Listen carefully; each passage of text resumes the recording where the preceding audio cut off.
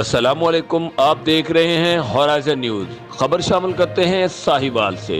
मुल्क भर की तरह साहिवाल में भी अवाम महंगाई से परेशान। जानिए इस रिपोर्ट में मोहम्मद हमाद रजा से।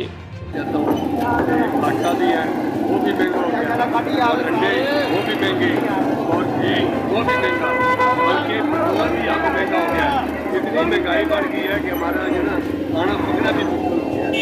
ये करना बता रहा हूँ, ये जब पहला दौर था ये चीनी हमें 60 रुपये मिल रही थी, अब चीनी 105 रुपये मिल रही है। इसके अलावा जो आटा है वो पहले में 800 रुपये का थैला था, अब वो 1100 रुपये का थैला मिल रहा है।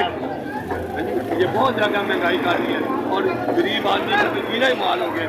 जैसे हुकूमत ने ना बहुत ज़्यादा महंगाई की है और इनको कोई पूछने वाला नहीं। ये जो अंडे हैं, अंडे